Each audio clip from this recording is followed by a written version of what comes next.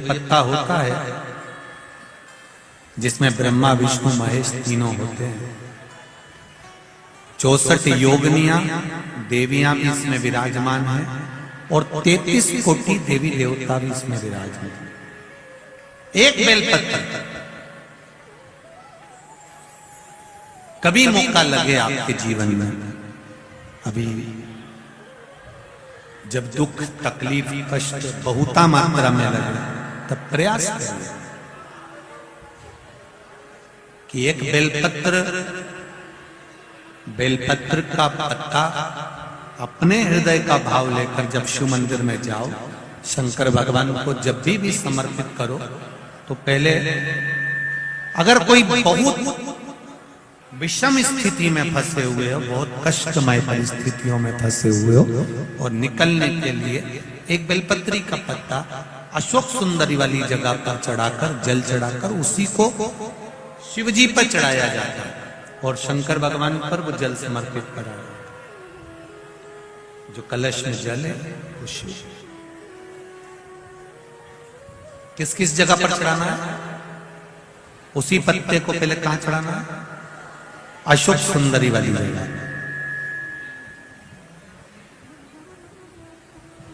थोड़ा सा जल वहां चढ़ा दिया, पत्ते को उठाया, फिर शिवलिंग पे समर्पित कर दिया। बचा हुआ जो कलश में जल है वो भगवान शंकर को समर्पित कर, शिव को समर्पित कर।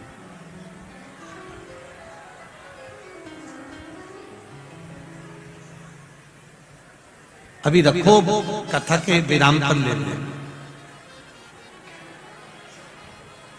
दो जगह पर जल चढ़ाना, अगर कहीं विषम परिस्थिति में लगता है, ऐसा लगता है कि ये विषम परिस्थिति है, ये उसको साधना है और इस दलदल से बाहर निकलना है, तो उसके लिए पहले अशोक सुंदरी वाली जगह जल, फिर शिवलिंग पर बेलपत्र, वही चढ़ा हुआ बेलपत्र, ज्यादा नहीं। और फिर एक निवेदन करेंगे, अगर आप अलग से कोई बेलपत्र नहीं ले जा सकते हो, आपके पास में बेलपत्र नहीं है, शिवलिंग पे से बेलपत्र उठा लिया करो, उसी को धो के वापिस चढ़ा। बहुत ध्यान देना इस कथा पर। शिव के मंदिर में कभी भी जाओ, तुम्हारा बेटा कोई नीट का एग्जाम दे रहा है, कोई कंपटीशन एग्जाम दे रहा है, तुम्हारी बेटी कोई परीक्षा दे रही है, तुम्हारा बच्चा, बेटा बेटी, पति पत्नी, कोई भी कोई एग्जाम में बैठने का प्रयास कर रहा है, पहले तो उससे कहो कि अपनी मेहनत 4 गुना कर, खूब पढ़, परिश्रम 4 गुना कर। और मान लो 5-6 बार दे चुका, 2-4 साल हो गए, 5 साल हो गए, तो फिर उससे कहो शंकर के मंदिर में 7 दुर्वा लेकर जाओ। कितनी दुर्वा? यहां क्या बोलते हैं झारखंड में? दुर्वा कि दूब बोलते हैं? दुर्वा। 7 दुर्वा शिव के मंदिर में लेकर गए। जब जल का पात्र साथ में, 7 दुर्वा को नीचे की ओर रखो, हथेली पर जल का पात्र हाथ में लेकर भगवान देवाधिदेव महादेव को जल समर्पित करो। 7 दुर्वा में से 6 दुर्वा षडानंद कार्तिकेय जी को समर्पित कर दो, 1 दुर्वा भगवान शंकर के शिवलिंग पर चढ़ा दो। अपने हाथ की 3 उंगलियां शिवलिंग का स्पर्श करो और अपनी कामना कहकर, बाबा बहुत एग्जाम दे चुका हूं, बेटा बेटी ने बहुत परीक्षा दी है, हो नहीं रहा बाबा, अब आपके भरोसे है। बाबा को विनय करो, शिव जी पे चढ़ी दुर्वा वापिस लेकर आओ। जिस बच्चा जब एग्जाम के लिए जाए, परीक्षा देने के लिए जाए, उस दिन वो दुर्वा को अपने मस्तक पर प्रणाम कर कर, नमन कर कर, षडानंद कार्तिकेय का स्मरण कर कर फिर एग्जाम के लिए जाए। पढ़ाई अच्छी करना, दिल से करना, मेहनत ज्यादा करना, और एक बार ये प्रयोग कर कर देखना, मेरा षडानंद कार्तिकेय सफलता जरूर प्रदान करे। 6 मुख षडानंद का जो वर्णन हमारे शिव महापुराण में किया गया है, स्कंद पुराण में किया गया है। षडानंद कार्तिकेय जी फल शीघ्र प्रदान करते हैं, शीघ्र। राजा श्वेत के प्राण छूटने का समय आ गया, यमराज बंदी बनाने के लिए आ गए। उनने यमदूतों को भेज दिया, भगवान शंकर ने यमदूतों को भगा दिया। राजा श्वेत के यमदूत जाकर यमराज से कहते हैं वो मरने नहीं दे रहे भगवान शंकर के गण। अच्छा, उन्होंने अपनी बेटी मृत्यु देवी को भेज दिया कि डायरेक्ट मार, डायरेक्ट। भगवान शंकर ने मृत्यु देवी को मार दिया। तब यमराज आ गया मारने के लिए। भगवान शंकर ने यमराज को पछाड़ दिया, मार। आज तक किसी ने नहीं सुना होगा कि यमराज भी मरता है। यमराज मर गया। सूर्य नारायण भगवान को चिंता लगी मेरा बेटा मर गया। सूर्य देवता हाथ जोड़कर बैठ गए भगवान शंकर के आगे, भगवान विष्णु के आगे, ब्रह्मा जी के आगे, मेरा बेटा मर गया यमराज, कुछ कृपा करो। मेरा बेटा तो अपने कर्म को कर रहा था, लिखा था उसके भाग्य में मरना, इसलिए उसको मौत देने के लिए गया था, मृत्यु देने के लिए गया था। फिर मेरा बेटा क्यों मर गया? सारे देवता शंकर जी के पास पहुंचे, आपने यमराज को क्यों मार दिया? कहा ये मेरे मंदिर में पूजन कर रहा था, शंकर को जल चढ़ा रहा था, और जल चढ़ाते समय ये यमराज का मंदिर के अंदर क्या काम? शिव मंदिर में दो में से एक रहेगा। शिव मंदिर में या तो काल रहेगा या महाकाल रहेगा, दो में से एक शंकर के मंदिर में रहेगा। अकाल मृत्यु वो मरे जो काम करे चंडाल का, और काल उसका क्या बिगाड़े जो भक्त हो महाकाल का। शंकर के मंदिर में काल का क्या काम, जहां महाकाल बैठा है। क्षमा कर दो, वचन दो सूर्य नारायण, मैं यमराज को जिंदा कर दूंगा। पर यमराज को जिंदा करने के बाद यमराज वचन दे कि मृत्यु लोक में पृथ्वी पर शंकर के भक्त को अगर लेने आएगा तो पहले शंकर से पूछना पड़ेगा ले जाऊं कि नहीं ले जाऊं। इसीलिए पूरे भारत के पंडित ब्राह्मण जब किसी का एक्सीडेंट हो जाता है, कोई आईसीयू में पड़ा रहता है, कोई वेंटिलेटर पे पड़ा होता है, तो पंडित जी एक ही बात कहते हैं, महामृत्युंजय का पाठ करा।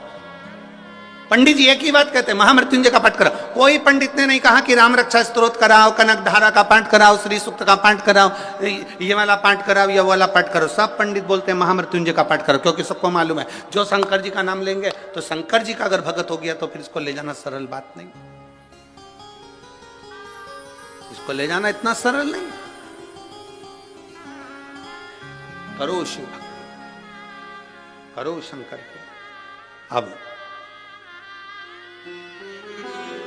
वचन दे ये यमराज, यमराज ने वचन दे दिया, मृत्यु लोक में शंकर के भक्त को कभी भी लेने आऊंगा तो पहले महादेव की आज्ञा होगी तो लेकर जाऊंगा।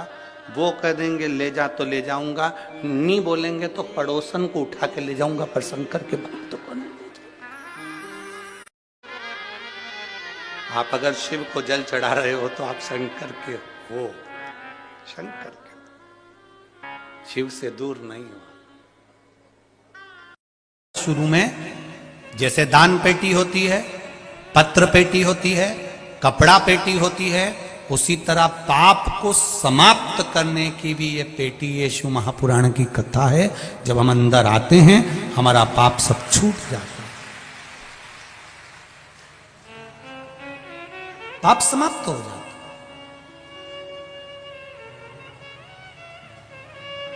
ये जितने भी लोग कथा सुनने के लिए आए हैं, जहां जहां से आए हैं, बड़े दूर दूर से, अपार गाड़ियों का ढेर लगा हुआ है। अपार का बल जब बढ़ता है, पुण्य का बल जब बढ़ता है, जरूरी नहीं कि आप दान करें तो ही पुण्य मिलेगा।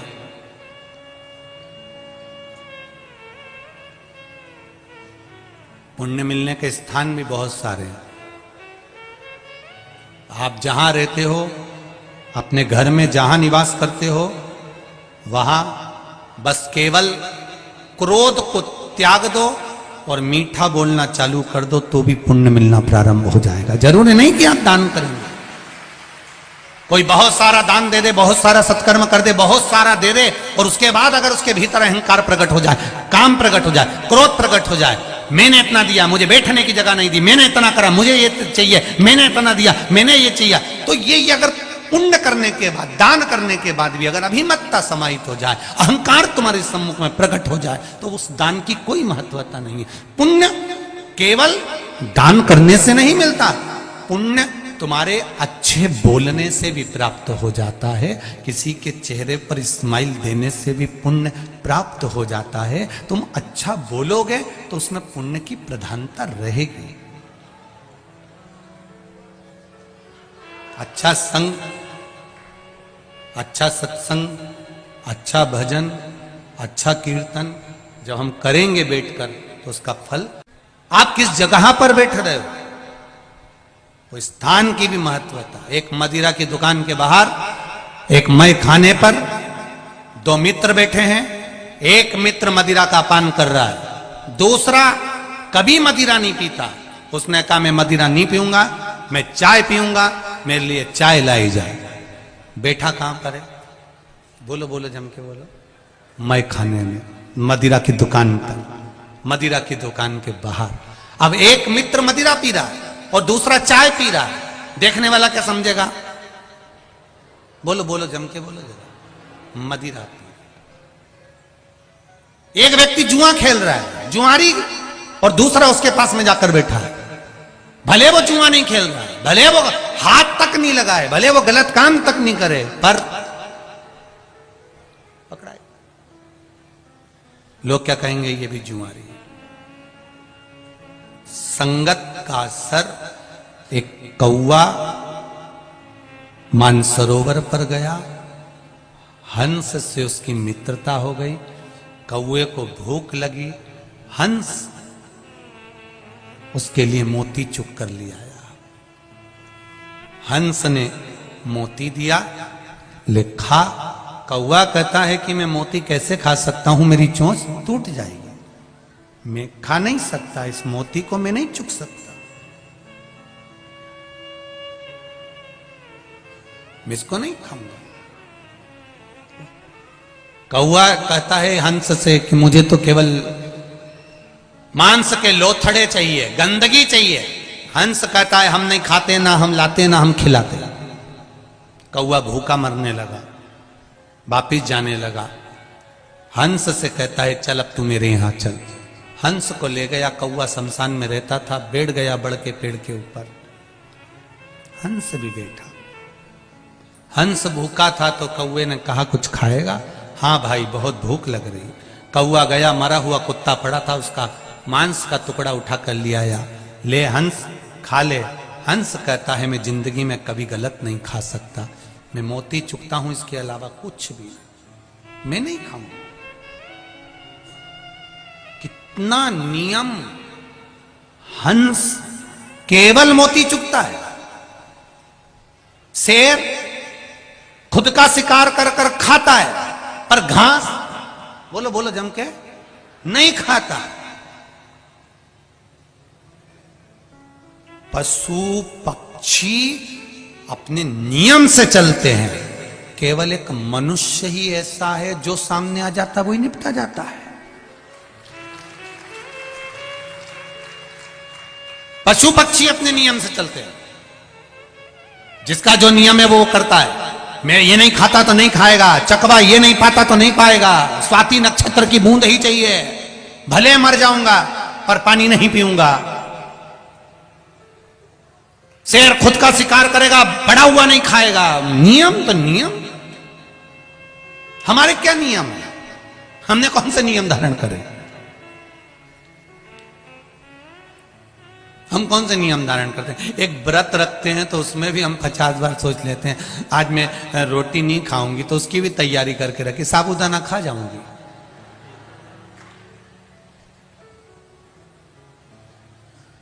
और जिस दिन कुछ भी नहीं खाती उस दिन इतना प्राण खाती।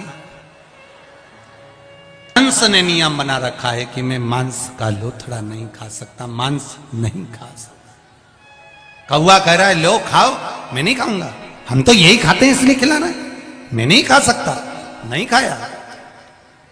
कौवा बात करने लगा, मांस का टुकड़ा नीचे गिरा।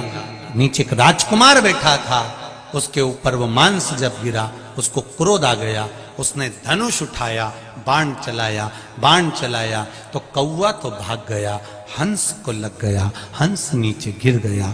हंस गिरा, राजकुमार ने कहा हंस देव मैंने कौवे को बाण मारा था, आपको लग गया, क्षमा चाहता हूं। हंस कहता है गलती मेरी है जो मैंने गलत व्यक्ति का संग पकड़ लिया था, वो तो चला गया, मुझे लग गया। आप बुरे व्यक्ति के साथ बैठोगे, बुरा व्यक्ति बुरा कर्म कर कर चले जाता, अच्छा पकड़ाई में आता और जेल में भरा जाता।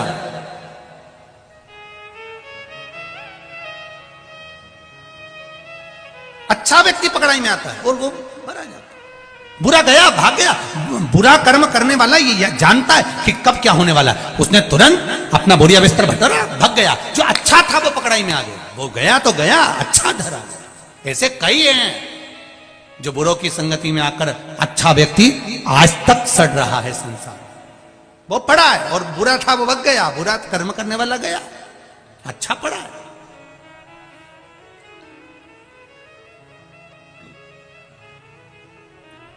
मदिरा पीने वाले के साथ चाय भी पियोगे, उस दुकान में बैठकर, स्थान पर बैठकर, तो लोग समझेंगे मदिरा पी रहा। जुआ खेलने वाले के साथ, जुआरी के साथ बैठोगे तो लगेगा कि ये भी जुआरी होगा। ये निश्चित है, निश्चितता। इतनी बड़ी कृपा है, सत्संग में बैठोगे, कथा में बैठोगे, मंदिर में बैठोगे, तुमने अगर तिलक नहीं भी लगाया, गिद्ध को 2 घंटे का सत्संग मिला था, 2 घंटे का सत्संग। एक गिद्ध को, संपाति को मात्र 2 घंटे का सत्संग मिला था।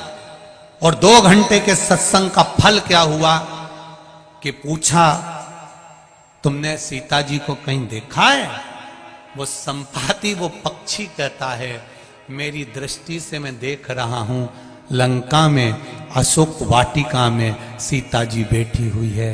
जब सत्संग में जाकर कोई बैठता है तो पक्षी जैसे लंका में देख लेता है कि सीता बैठी है। जब आप भी सत्संग में जाकर बैठोगे तो आपको भी नजर आने लगेगा कि मेरा महादेव कहां बैठा है, वो कैसे मिलेगा।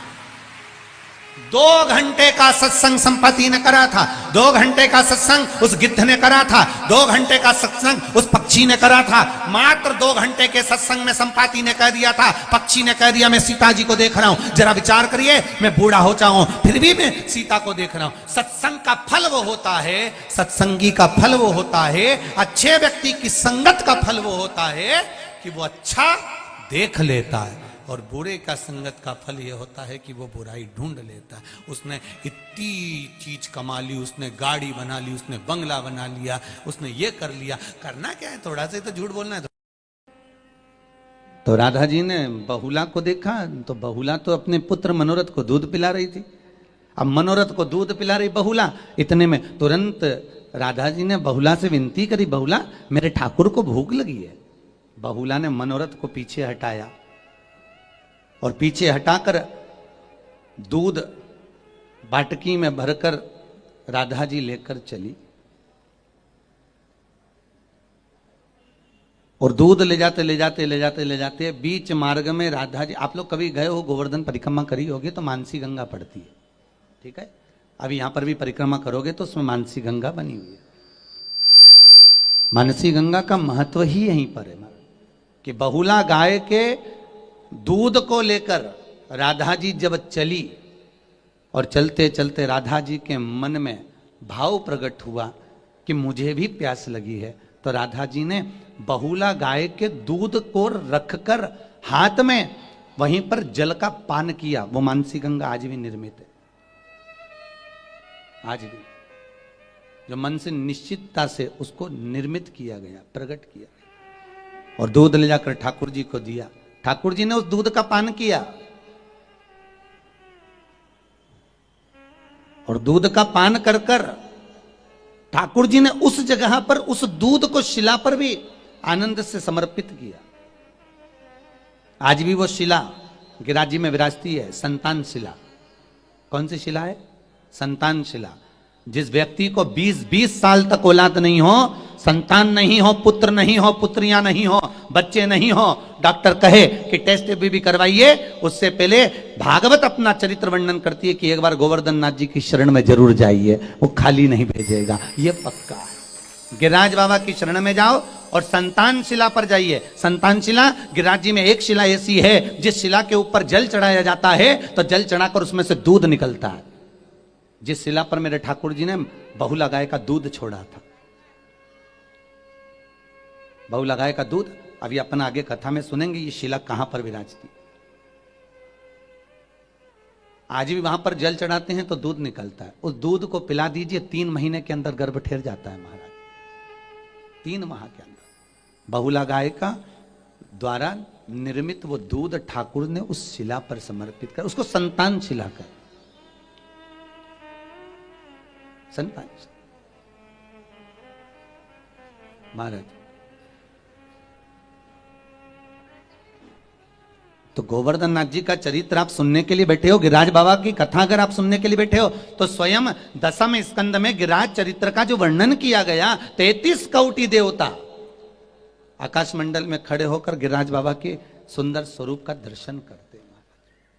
एक लोटा जल चढ़ाकर बेलपत्री को शंकर जी से मांग कर कि बाबा ये तुम्हारी चढ़ी हुई बेलपत्र है, मैंने सुना है आप पर चढ़ी हुई वस्तु औषधि हो जाती है, मेरे स्वास्थ्य ठीक नहीं है, शरीर में गांठ पड़ गई है, शरीर में ये दुख है, घुटने में तकलीफ है, आप अपनी एक बेलपत्र औषधि बनाकर दे दीजिए, शिव जी से मांग कर लाओ, उसको प्रेम से खाओ, बाबा चाहेगा तो अमृत कर कर तुम्हारी जिंदगी को समा। हमें न तंत्र आता, न मंत्र आता, न साधना